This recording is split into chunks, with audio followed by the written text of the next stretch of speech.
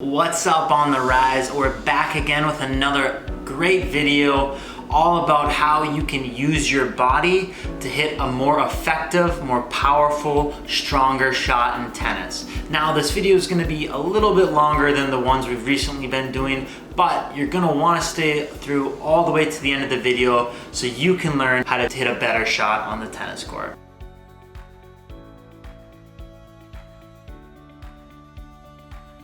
This video is all about how to get your body involved in going into the court so you can hit a better shot in tennis. Here at On The Rise, we always spend a lot of time working on players' footwork. This past week, I kind of decided to take, rather than being so focused on the feet, I wanted to spend more time and focus on what we're trying to do to set up properly with our footwork so we can get our body going into the court. A lot of the times as coaches, I'm so specific on, hey, we got to use this footwork. I wanted to kind of go at a higher level, be like, why do we want to set up with our feet this way? Well, it's because when we can set up in certain ways for certain shots, that allows us to use our body to go into the tennis court and towards the direction of the shot we're hitting to hit a much more effective shot. Past week, we've really been working on trying to get players to use their body on every shot, and I personally have noticed a huge difference just in this 1 week, and I can really tell that players are starting to understand this concept. This shot, I wasn't able to really get my body as involved, versus this shot, I was able to get my body more involved. And it all comes down to setting up your feet in a way to allow your body to actually allow you to hit a better, more effective ball. So here's a video from some of the Daniil Medvedev versus Rafael Nadal highlights at the US Open 2019 final. And I think Medvedev's a great person to watch because he does such an excellent job of really using his body he's always using his body when he's hitting any shot. So you guys can get an idea of what I'm talking about. We're just gonna start it here. As you can see, even on the return, he's using his body. This backhand, he's using his body. Just really watch how he's always getting his body going into the tennis court to hit a stronger shot when he can. And obviously all pros do an excellent job of this, and that's why they can hit such great shots. Yeah, look at this. Rafa bends that ball. He's way off the court in a very tough position, but watch how he can get his body going forward into that ball to help him hit it a much stronger shot. It's something to really watch, that even when these players are serving, when they're hitting volleys, when they're barely getting to their balls, they're always finding ways to get their body or some parts of their body moving forward into the court with their shot. And this is why these players can hit such great balls even when they're in very difficult positions on the tennis court. With that in mind, there's a few things if we want to be able to use our body to hit an effective shot all the time. There's two main ways that you can use your body to hit a shot in tennis. The first is you can just step into the ball, and this is going to get some forward momentum going with you through the court.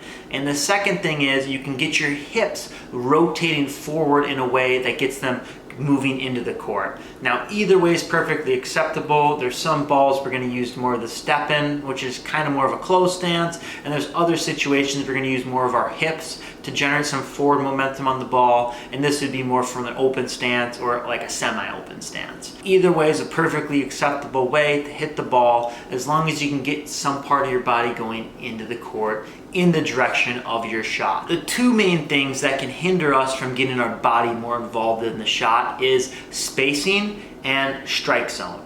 Now I'm going to take a little bit deeper dive into what these two things mean. The first thing that we'll start with is spacing. You need good spacing to hit that shot in a way that you can use your body effectively within the ball. Know that we want to make contact with the ball out in front of our body, and we want to make contact with a good amount of space between us and the ball. So if we want to make contact with the ball out in front of us, we have to have a good amount of what I will call vertical spacing between us and the ball. This means that I can't be right where the ball's landing on the tennis court because I don't have enough space to hit that ball out in front of me. As you can see, when I get too close to where the ball's landing, it's tough for me to get that ball early and out in front of my body.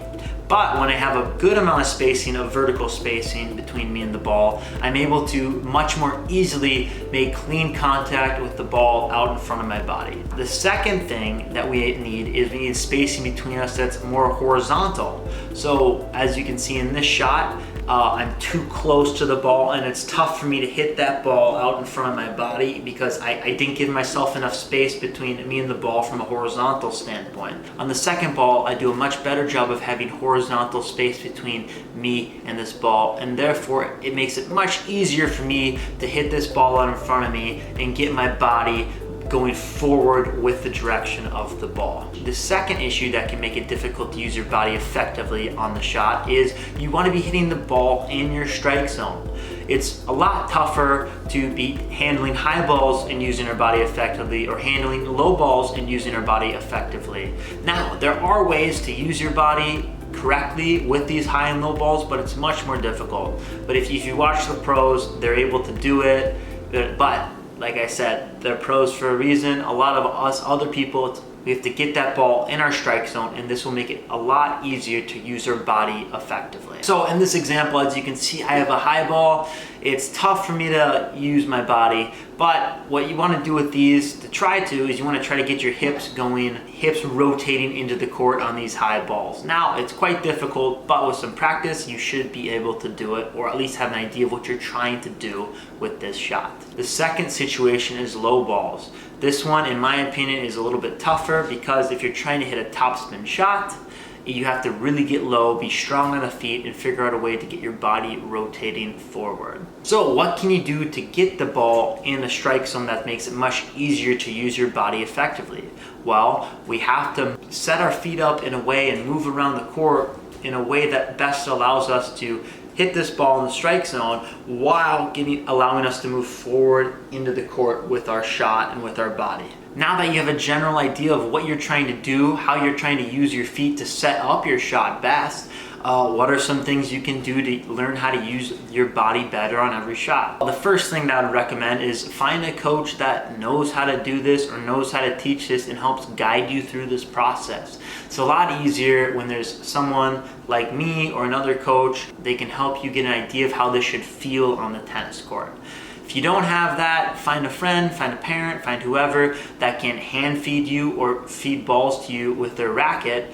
This is a great way to get the feel of how to get your body going forward into the court, because when you hand feed or racket feed balls, you can eliminate one of these two variables, either the strike zone variable or the spacing variable, that helps you get an idea of what you're trying to do on every shot. As a coach or as someone else feeding someone who's trying to get this feeling, you want to feed in a way to eliminate their strike zone. You can do this by not having so much height variability on your feeds. We can feed it in a way to keep it more easily in that player's strike zone so they can get an idea and they only have to focus on the spacing element of this part. Or you can do it the other way around, where you can feed it to eliminate the spacing. Now, to truly get better at this, yes, when we're starting out, we have to eliminate some of these variables, but eventually you want to be able to have someone feeding you balls where they don't not so concerned with either of these two variables. You as the player are figuring out how to set your body up in a way that's effective to hit this shot, or eventually you're going to be doing this in live ball scenarios where you're drilling, maybe you're eliminating shrinking the court so you can really focus on the live ball element, and then eventually you want to be able to use this when you're playing matches and be able to do this on hopefully every ball or as many balls as you possibly can. Now that you have a better understanding of how to use your body effectively on every shot, just remember that doing this takes a lot of time to really get good at it and really get efficient with hitting the ball this way. There's a reason pros are pros, because they can do this on virtually every ball, and everyone else isn't able to do it as often. But if you can start learning how to do it more and more and more, you're going to be hitting much stronger shots in the tennis court or in your matches. The second thing you're going to realize is when you're doing this, you're using a lot more muscles to hit the ball. So you're going to hit better shots, but you're also going to realize that this makes the game of tennis much more physically demanding. You might have to start lifting weights to strengthen your body, or you might have to get in better cardio shape because like I said, you're using a lot more muscles to hit each and every ball in tennis.